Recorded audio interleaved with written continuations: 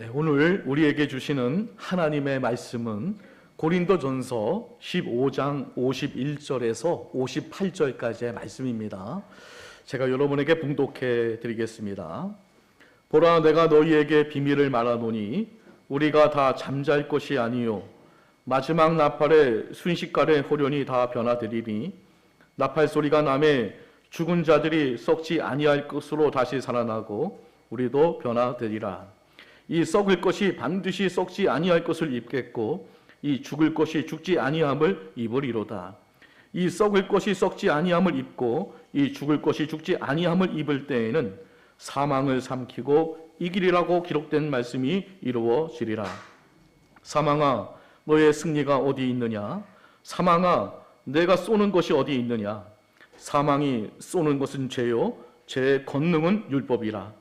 우리 주 예수 그리스도로 말미암아 우리에게 승리를 주시는 하나님께 감사하노니, 그러므로 내 사랑하는 형제들아, 견실하며 흔들리지 말고 항상 주의 일에 더욱 힘쓰는 자들이 되라. 이는 너희 수고가 주 안에서 헛되지 않은 줄 알미라. 아멘. 부활의 소망, 그 이후의 삶이라는 제목으로 하나님 말씀 증거하도록 하겠습니다. 지금을 이제 부활의 계절이라고 이렇게 많이들 이렇게 부르더라고요. 그래서 우리가 지난주에 부활절 예배를 드렸는데요. 그 부활의 기쁨과 소망이 어떻게 지금도 있으신 줄 믿습니다. 믿는 아내가 남편에게 물었습니다. 여보, 이번 부활절은 어떻게 지낼 거야? 우리도 다른 사람들처럼 함께 교회에 가서 예배도 드리고 그리고 예수님의 부활을 우리 축하하면 어떨까? 그랬더니 평소에 놀기 좋아하는 남편이 뜻밖의 대답을 합니다. 그래? 그럼 난 이번에 예수님처럼 보내겠어. 그래서 아내가 너무 기분이 좋아서 정말 좋은 생각 같아요. 근데 그게 도대체 어떻게 보내는 건데요? 그랬더니 남편이 말하기를 금요일에 짠 사라졌다가 주일날 새벽에 짠 나타나는 거지 뭐, 이렇게 얘기했답니다. 우리 옆 사람하고 인사할 텐데요. 부활절 이후를 잘 보냅시다. 한번 인사하겠습니다. 자, 시작. 부활절 이후를 잘 보냅시다. 지난주는 이제 부활주일이었고요. 부활의 기쁨과 소망이 우리 모든 삶 가운데 풍성하게 넘쳐나기를 소망합니다. 분명 부활의 기쁨과 소망은 매우 큽니다. 그런데 이제 오늘은 좀 이런 부분에 대해서 좀 생각해 보려고 합니다. 부활의 그 기쁨과 소망이 그게 큰 건데요. 그렇다면 그 부활의 기쁨과 소망이 지금 우리의 삶에 어떻게 나타나고 있는가라는 질문입니다.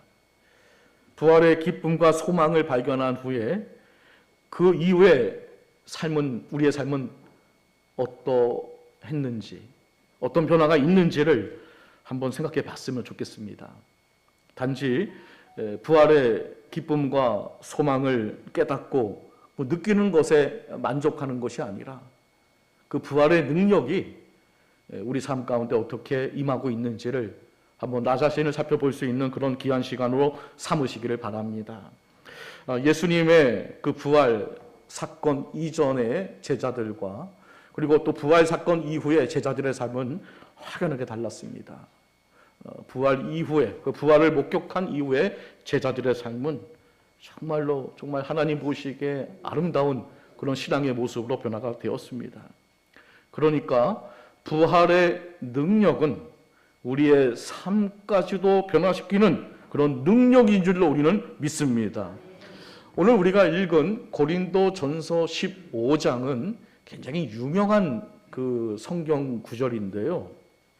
보통 이제 부활장이라고 이제 말하기도 합니다. 이 바울은 초대교회에 부활을 잘 믿지 않는 그런 사람들에게 그 부활의 그 확실성과 그리고 그 부활의 그 필요성 그리고 부활의 그 능력에 대해서 고린도전서 15장에서 장황하게 58절까지 되거든요. 아주 길게 아주 자세하게 강조하면서 설명을 하고 있는데요. 그런데 그 부활에 대한 이야기를 하다가 이제 맨 마지막에 정리를 하는 부분에 가서 그 부활 이후에 그 삶이 어떠해야 하는지에 대해서 설명을 해주면서 이 고린도전서 15장이 이제 끝나게 됩니다. 자, 그러면 확인을 해보도록 할게요. 고린도전서 15장 58절 말씀. 자, 읽어볼게요. 자, 시작. 그러므로 내 사랑하는 형제들아, 견실하며 흔들리지 말고 항상 주의 일에 더욱 힘쓰는 자들이 되라. 이는 너희 수고가 주 안에서 헛되지 않은 줄 알미라. 아멘. 여기 파란 글씨 그러므로가 굉장히 중요한 단어인데요. 이런 뜻입니다. 너희들이 부활을 확실하게 믿고 그리고 부활의 소망을 가졌으므로 그러므로 더욱 주의 일에 더욱 힘쓰는 자리 되들이 되라라는 이제 그런 말씀이거든요. 자, 부활의 소망을 갖는 것도 중요하고요. 그리고 그 이후의 삶도 굉장히 중요한 겁니다. 앞으로 우리가 부활할 것이니까 그러면 뭐 이 세상 그냥 대충 살다가 가는 것이 뭐 맞지 않겠는가 이런 생각을 하는 분이 계시는데요. 결코 옳지 않습니다. 부활의 소망을 가지고 주의 일에 힘쓰는 것이 고린도전서 15장의 주제이라는 사실을 우리는 반드시 기억해야 할 줄 믿습니다. 여러분은 무엇에 힘쓰고 계십니까? 우리는 여러 가지 일에 힘을 쓰고 있습니다. 먹고 사는데 우리가 힘을 써야 되고요. 자녀 교육하는데 힘을 써야 되고요. 운동하는데 힘을 써야 되고, 뭐 사업하시는 분들은 사업에 힘을 써야 되고요. 직장생활 하는 분들은 직장생활에 힘을 써야 되고요. 당연히 이런 일에 힘을 써셔야 됩니다. 왜냐하면 일하지 않는 자는 먹지도 말라고 했습니다. 그러니까 우리는 이런 일에 힘을 써야 되는 겁니다. 그런데 이런 것들보다도 더욱 힘써야 할 것이 있는데요. 오늘 보니까 본문을 보게 되니까 그것이 주의 일이라는 것입니다. 자, 고린도전서 15장 58절 말씀 다시 한번 읽어볼게요. 자, 뒷부분입니다. 자, 시작. 항상 주의 일에 더욱 힘쓰는 자리 되라. 아멘. 이 더욱이라는 말이요. 우리가 아이를 위해서 힘써야 되고 자녀 교육을 위해서 힘써야 되고 또 먹고 사는데 힘써야 되고 그거 성경은 부정하지 않습니다. 하셔야 됩니다. 그런데 그거보다도 더욱 주의 일에 힘쓰는 자리 되어야 한다라고 성경은 우리에게 말씀하고 있습니다. 그러므로 주의 일에 더욱 힘쓸 수 있는 성도님들이 되시기를 주의 이름으로 축복합니다. 자, 그러면 우리가 힘써야 할 주의 일은 도대체 이게 뭘까요? 뭐 주의 일 하니까 그건 목사님만 하는 거겠지라고 생각하시면 안 됩니다. 이 주의 일이 도대체 뭔가를 놓고 또 사람 간에 좀 이 차이가 있는데요. 자기가 하는 일은 다 주의 일이고 남의 하는 일은 주의 일로 보이지 않는 그런 고약한 심보를 가진 사람들이 있는데요. 자기가 운동을 하면 주의 일을 더 열심히 하기 위한 체력 단련이고 남이 하면 그냥 노는 것으로 보이거든요. 자, 이게 주의 일에 대한 정확한 우리가 좀 어떤 개념을 좀 가질 필요가 있는데요. 이 주의 일에 대한 양극단을 좀 조심해야 될 필요가 있습니다. 그게 뭐냐면요. 첫째로 주의 일을 너무 좁게 보는 겁니다. 그건 목사님이나 뭐 하는 것이 이렇게 생각하시면 안 됩니다. 좀 제한적으로 생각하는 경향인데요. 그러니까 어떤 신앙적인 일, 어떤 종교적인 일만 주의 일이라고 생각을 하고 있는데 이게 큰 착각이라는 거죠. 이 목회자는요, 교회의 지도자이면서 또 한 가정의 또 리더 아니겠습니까? 근데 많은 분들이 이 교회 일만 주의 일이라고 생각을 하거든요. 과연 그럴까요? 저는 그렇게 생각하지 않습니다. 왜냐하면요, 바울이 말하기를 고린도전서 10장 31절 말씀에 너희가 먹든지 마시든지 무엇을 하든지 다 하나님의 영광을 위하여 하라 이렇게 말씀하셨거든요.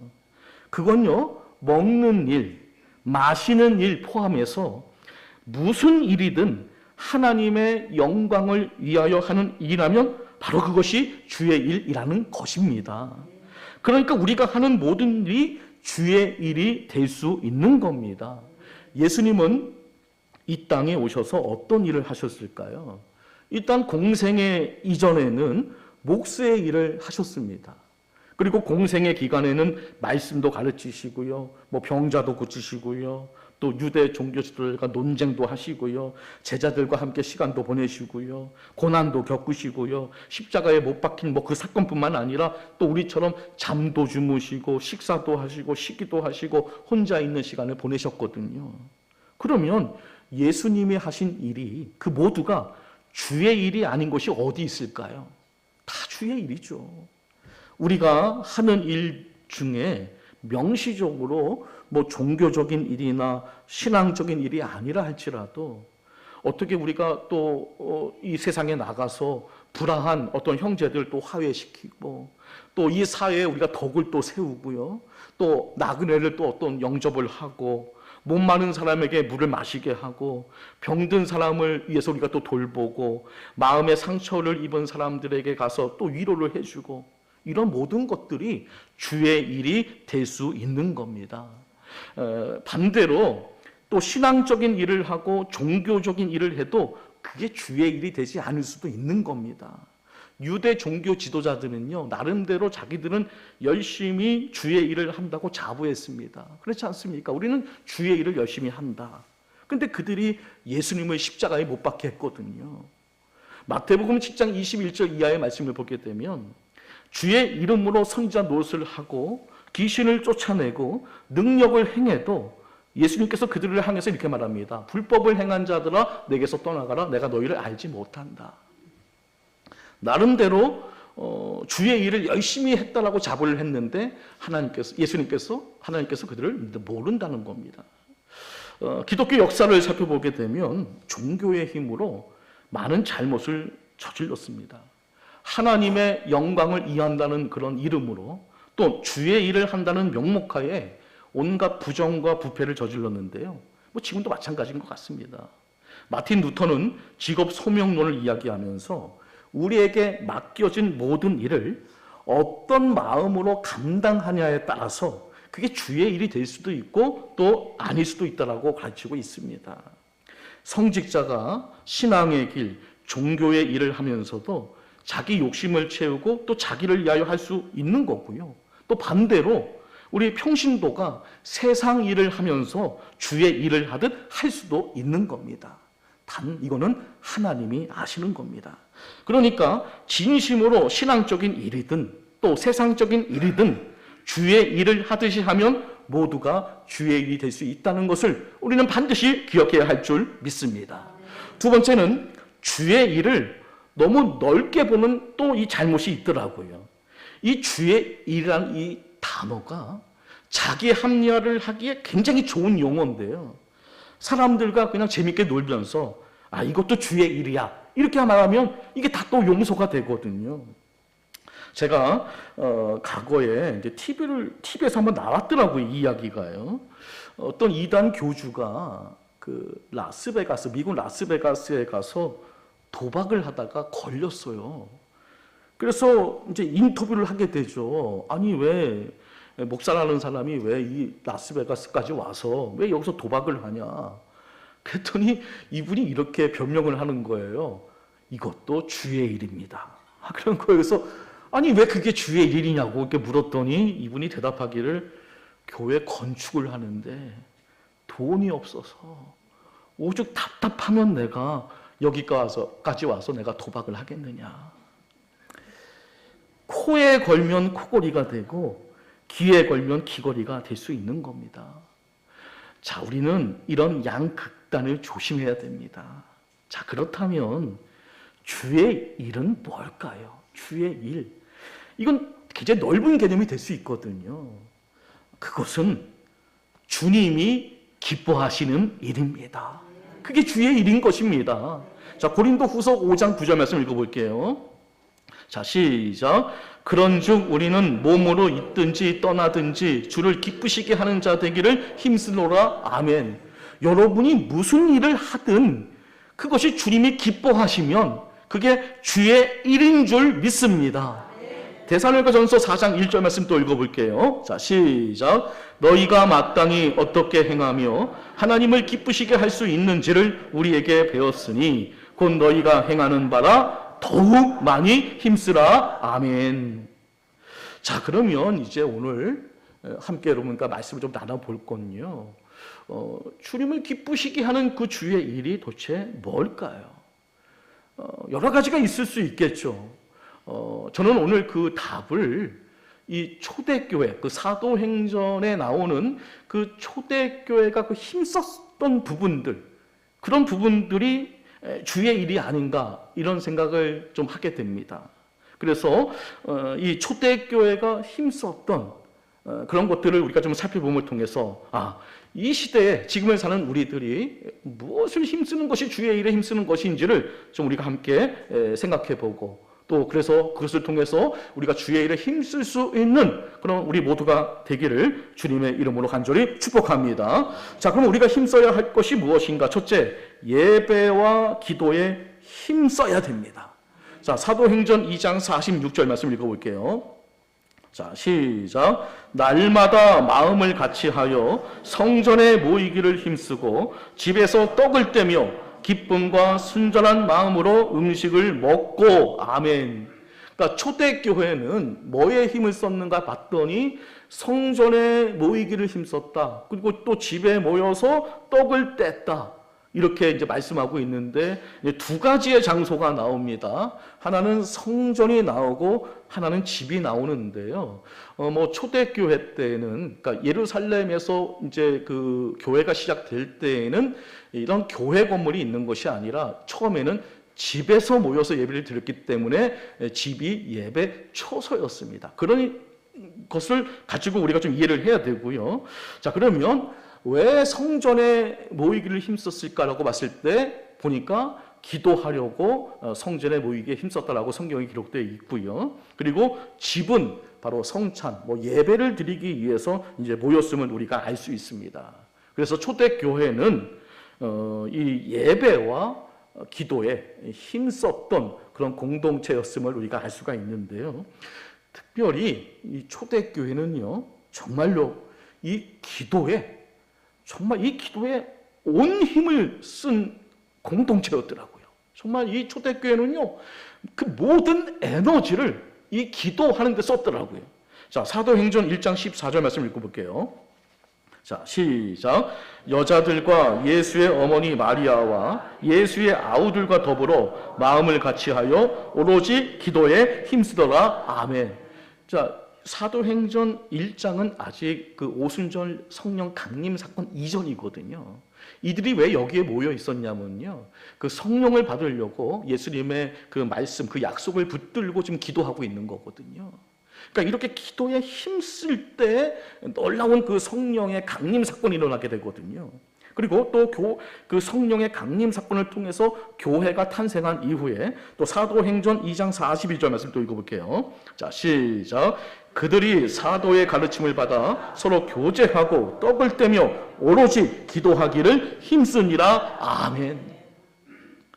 또 로마서 12장 12절 또 읽어볼게요. 자, 시작. 소망 중에 즐거워하며 환난 중에 참으며 기도에 항상 힘쓰며.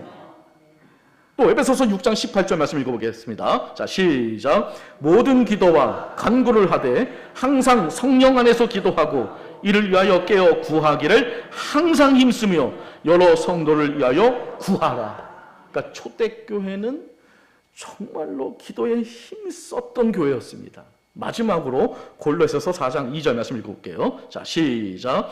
기도를 계속하고 기도에 감사함으로 깨어 있으라. 아멘. 기도에 힘써야 할 줄 믿습니다. 어떤 사람이 교회에 기도하러 갔습니다. 누가 기도하고 있는 거예요. 근데 그 사람이 하나님 100만 원만 주세요.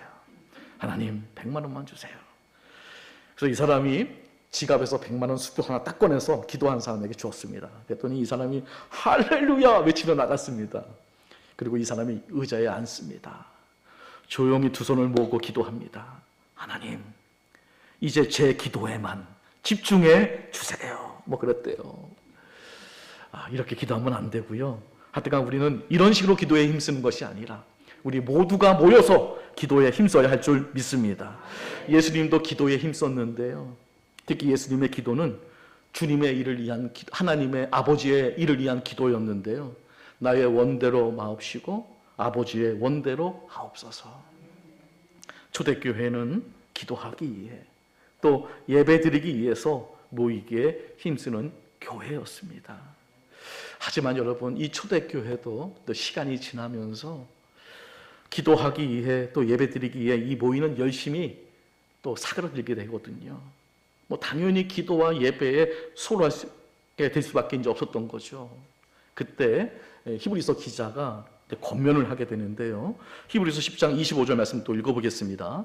자, 시작. 모이기를 패하는 어떤 사람의 습관과 같이 하지 말고 오직 권하여 그 날이 가까움을 볼수록 더욱 그리하자. 아멘. 교회가 부흥하려면요, 성도님들이 교회에 오는 게 좋아야 됩니다. 그리고 교회에 오면 집에 가는 게 싫어져야 됩니다. 교회에 있고 싶어져야 되거든요. 저는 우리 교회가 그런 교회가 되었으면 좋겠습니다. 성도는 교회에 모이기에 힘써야 됩니다. 저는 이것도 주의 일이라고 생각합니다. 내 일이 바빠서 못 오는 것이 아니라 주의 일이기 때문에 교회 나오셔서 예배 드리셔야 됩니다. 특히 주일은 내 날이 아닙니다. 주일은 누구의 날입니까? 주님의 날입니다. 그리고 교회는 내 교회가 아닙니다. 교회는 누구의 교회입니까? 주님의 몸, 주님의 교회입니다. 그렇다면 주님의 날에 주님의 몸된 교회에 모여서 기도하고 예배드리는 일은 누구의 일입니까? 그건 주님의 일입니다. 하나님이 우리를 지으신 그 목적 중에 하나가 예배 받으시기 위함인 겁니다. 그래서 하나님은 예배하는 자들을 찾으신다라고 말씀하셨던 것입니다. 그러므로 우리가 참으로 힘써야 할 것은 기도와 예배인 겁니다. 그리고 그것이 주의 일인 것입니다. 사랑하는 성도 여러분, 예배드리기 위해 또 기도하기 위해서 모이기에 힘쓰는 것을 주의 일로 여기시기를 예수님의 이름으로 간절히 축복합니다. 두 번째는요, 선한 일을 힘써야 됩니다. 마태복음 5장 16절 말씀 읽어보겠습니다. 자, 시작. 이같이 너희 빛이 사람 앞에 비추게 하여 그들로 너희 착한 행실을 보고 하늘에 계신 너희 아버지께 영광을 돌리게 하라. 아멘. 예수님의 말씀이거든요. 착한 행실을 통해서 하나님께 영광을 돌려라. 이 말은 하나님이 기뻐 받으신다는 뜻이거든요. 자, 히브리서 13장 16절 읽어볼게요. 자, 시작. 오직 선을 행함과 서로 나누어 주기를 잊지 말라. 하나님은 이 같은 제사를 기뻐하시니라. 아멘.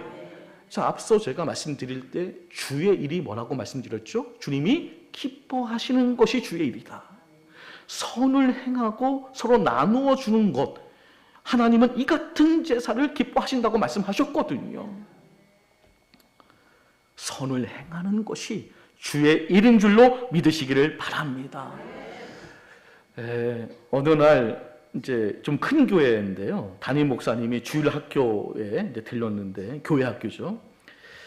그래서 이제 담임 목사님께서 이제 그 교회 학교가 이제 아이들이 성경 지식이 좀 잘 이렇게 배웠는지 좀 궁금해서 마침 그 철수라는 그 아이가 앞에 있기에 이제 물어봤습니다. 철수야, 여리고성은 누가 무너뜨렸니? 그랬더니 이 철수가 막 울상이 되어서 저는 아닌데요. 저는 안 무너뜨렸는데요. 그랬더니 옆에 있던 영희가 목사님, 철수는 오늘 쭉 저랑 같이 있었는데요. 그런 거예요. 그래서 목사님이 어이가 없어서 교회 학교 선생님을 불렀습니다. 선생님, 지금 내가 철수에게 여리고성을 누가 무너뜨렸는가 이렇게 물어봤더니 자기가 그러지 않았다고 하는데 이게 도대체 어떻게 된 겁니까? 그랬더니 선생님이 정색을 하고 대답을 합니다. 철수는 결코 여리고성을 무너뜨릴 애가 아닙니다. 그 애는 정말 착한 애입니다. 기가 막힌 목사님은 교회 학교 교장인 장로님을 불렀습니다. 자초지종을 말해 주었더니 장로님이 또 한참 생각하시더니 이런 제안을 했습니다. 목사님, 여리고성을 누가 무너뜨리는지 그건 모르지만 철수는 착해서 그런 짓을 할 애가 아니니 그냥 교회에서 예비비로 지출하기로 그냥 그 문제를 덮기로 합시다. 뭐 그랬대요. 그래서 한 가지는 딱 결판이 났습니다. 철수는 착한 애입니다. 옆 사람하고 인사하겠습니다. 착하게 삽시다. 착하게 사는 것도 주의 일입니다. 그게 아무것도 아닌 게 아닙니다. 제가 그런 말씀하는 게 아니라 성경에 써 있더라고요. 착하게 선하게 사는 게 그게 주의 일이에요. 뭐 대단한 게 아닙니다. 자, 디도서 3장 8절 말씀 읽어볼게요. 자, 시작. 이는 하나님을 믿는 자들로 하여금 조심하여 선한 일을 힘쓰게 하려 하니라. 이것은 아름다우며 사람들에게 유익하니라. 아멘. 이게 아름답다는 겁니다. 아름답다. 그리고 이게 유익하다. 로마서 12장 13절 또 읽어볼게요. 자, 시작. 성도들의 쓸 것을 공급하며 손 대접하기를 힘쓰라. 계속 반복하고 있지 않습니까? 또 로마서 14장 19절 읽어볼게요. 자, 시작. 그러므로 우리가 화평의 일과 서로 덕을 세우는 일을 힘쓰나니. 아멘. 우리가 뭐 주의 일을 한다고 하니까 뭐 너무 거창하게 막 생각을 하시는데요. 그렇지 않습니다. 여러분 착하게 사시고요. 여러분 선하게 사는 것, 그게 주의 일입니다. 얼마나 그것을 통해서 우리 하나님이 영광 받으시겠습니까? 아유, 누구누구 집사님, 권사님은 예수님 믿더니 저렇게 착해졌어. 아유, 저렇게 선한 일을 하네. 그게 주의 일입니다. 그게 주의 일입니다. 착하고 선한 일을 주의 일로 여기며 착한 행실로서 우리 주님을 기쁘시게 하며 주님께 영광 돌리시기를 예수님의 이름으로 간절히 축복합니다. 네, 마지막 세 번째는요, 복음 전파에 힘써야 됩니다. 여러분, 예수님의 지상 명령 들어보셨죠? 네, 들어보셨을 겁니다. 그 예수님의 지상 명령이 뭐냐면요, 예수님께서 부활하신 후 이제 하늘로 승천하실 때에 제자들에게 마지막으로 당부하신 말씀, 명령, 이게 예수님의 지상 명령이에요. 그래서 교회는 이 지상 명령을 가장 중요한 최고의 명령으로 받아들여요. 왜냐하면 맨 마지막으로 하신 명령이니까요. 그래서 이 예수님의 지상 명령이 공간 복음서 그리고 사도행전 1장에 다 기록이 되어 있더라고요. 다 살펴볼 수는 없고요. 마태복음, 마가복음, 누가복음 좀 줄여서 제가 정리를 해놨거든요. 확인을 할 필요가 있기 때문에 함께 읽어보겠습니다. 우선 마태복음 28장 18절부터 20절까지 읽어볼게요. 예수님의 지상명령. 자, 시작. 예수께서 나와 말씀하여 이르시되 하늘과 땅의 모든 권세를 내게 주셨으니 그러므로 너희는 가서 모든 민족을 제자로 삼아 아버지와 아들과 성령의 이름으로 세례를 베풀고 너희에게 분부한 모든 것을 가르쳐 지키게 하라. 아멘. 이게 무슨 뜻이냐면요, 복음 전파하라는 뜻이에요. 아버지와 아들과 성령의 이름으로 세례를 베풀고, 세례를 베풀려면 복음을 전해야 될 거 아닙니까? 그거 하라는 얘기거든요. 자, 마가복음 16장 15절 읽어보겠습니다. 자, 시작. 또 이르시되 너희는 온 천하에 다니며 만민에게 복음을 전파하라. 아멘. 그러니까 마태복음의 그 긴 이야기를 마가복음은 축소해 놓은 거예요. 똑같은 이야기입니다. 또 사도행전 1장 8절 말씀 똑같은 이야기입니다. 자, 시작. 오직 성령이 너희에게 임하시면 너희가 권능을 받고 예루살렘과 온 유대와 사마리아와 땅끝까지 이르러 내 증인이 되리라 하시니라. 아멘. 내 증인이 되리라. 복음 전파라는 얘기입니다. 책마다 약간의 내용상의 차이는 있지만 본질은 하나입니다. 복음 전파하라는 겁니다. 이것이 주의 명령이기 때문에 곧바로 우리는 이것을 주의 일로 여겨야 한다는 겁니다. 그러니까 복음 전파는 내 일이 아니라 교회의 일이 아니라 복음 전파는 누구의 일입니까? 주의 일이라는 겁니다. 복음서를 보게 되면 어느 날 제자들이 예수님께 나와서 이제 물어요. 예수님, 어떻게 해야 하나님의 일을 우리가 할 수 있을까요? 그때 예수님께서 하나님의 일이 뭔지를 이야기해 주시거든요. 요한복음 6장 28절 29절 말씀 읽어볼게요. 자, 시작. 그들이 묻되 우리가 어떻게 하여야 하나님의 일을 하오리이까? 예수께서 대답하여 이르시되 하나님께서 보내신 일을 믿는 것이 하나님의 일이니라 하시니 아멘. 하나님의 일이 뭐냐라고 봤을 때 하나님께서 보내신 예수님이요. 예수님을 믿는 것이 하나님의 일이라는 거예요. 바꿔 말하면 예수님을 믿게 하는 것, 복음 전파가 하나님의 일이라는 것입니다. 이것이 믿어지시길 주의 이름으로 축복합니다. 세상에는요, 다양한 일과 직업이 있습니다. 근데 그 중에는 사람들에게 유익을 주고 또 시대 정신을 일깨우며 역사의 한 획을 그을 만한 정말 위대한 일들이 이 세상에 있긴 있습니다. 하지만 세상에서 이런 위대한 일들보다도요, 하나님은요, 이 한 영혼을 전도하는 것을 그것보다도 더 위대하게 여기십니다.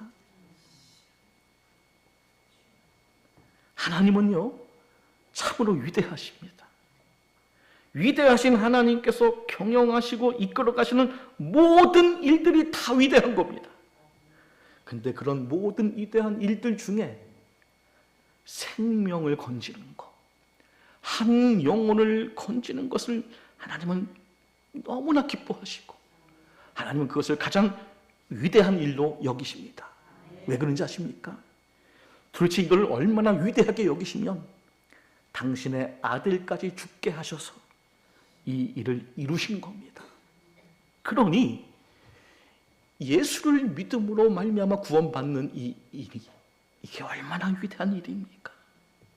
그리고 또 중요한 것은 이 위대한 일을 우리에게 맡기셨다는 겁니다.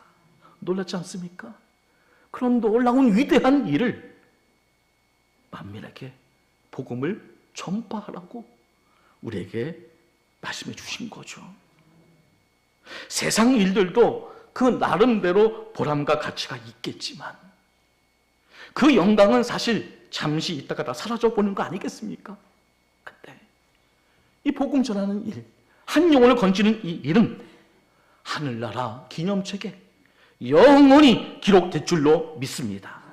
그리고요, 또 놀라운 사실은 하나님께서 이 일을 천사들에게 맡기지 않고 세상 이 하늘에 있는 어떤 천상의 존재에게 일을 맡기지 않고 오로지 예수 믿고 구원받은 우리 성도들에게 이 놀라운 이 특별한 직무를 우리에게 맡기셨다는 사실입니다. 그래서 바울은 말씀 전파에 항상 힘쓰라고 권면하고 있는데요. 디모데후서 4장 2절 말씀 읽어볼게요. 자, 시작. 너는 말씀을 전파하라. 때를 얻든지 못 얻든지 항상 힘쓰라. 아멘. 우리는 전도에 힘을 써야 할 줄 믿습니다. 교회가 존재하는 제1의 목적이 무엇입니까? 영혼 구원, 복음 전파인 것입니다. 교회는 주의 일을 하는 곳인데요, 영혼 구원의 역사가 우리 교회 가운데 넘쳐나시기를, 놀라운 주님의 은혜가 있기를 주님의 이름으로 축복합니다. 바울은 복음을 증거하는 일이 주의 일이라고 생각을 했기 때문에 바울은 만약에 내가 복음을 전하지 않는다면 내게 화가 있을 것이라고 말씀하고 있는데요.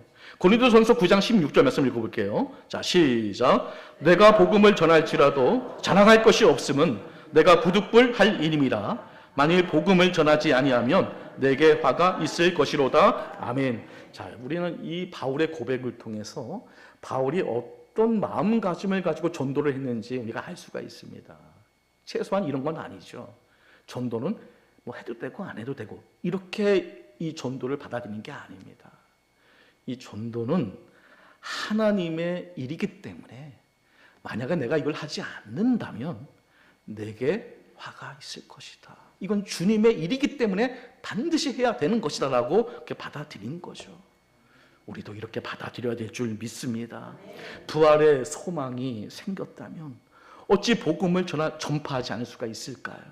여러분, 복음 전파할 수 있는 그런 담대함을 달라고 기도하시기를 바랍니다. 열심히 복음 전파에 힘쓰므로써 주의 일에 더욱 힘쓰는 성도님들이 되시기를 예수님의 이름으로 간절히 축복합니다. 말씀을 정리하겠습니다. 사랑하는 성도 여러분, 부활의 그 소망은 단지 우리를 위로해주고 감동시키는, 물론 그런 부분도 있지만, 근데 그런 것으로 끝나는 것이 아니라요. 부활은 우리의 삶을 변화시키는 능력이 되어야 할 줄 믿습니다. 바울은 고린도전서 15장에서 장황하게 그 부활을 다 설명하면서 이 그러므로라는 말을 꺼냄으로써 우리의 삶을 요청하고 있는데요. 그 요청이 뭐냐? 주의 일에 더욱 힘쓰는 자가 되라는 것입니다. 이제 우리는 분명히 알아야 됩니다. 부활을 믿는 사람은 주의 일에 힘쓰는 사람이어야 한다는 사실입니다. 부활을 믿으면 주의 일에 더욱 힘쓰는 자가 되어야 한다는 것입니다.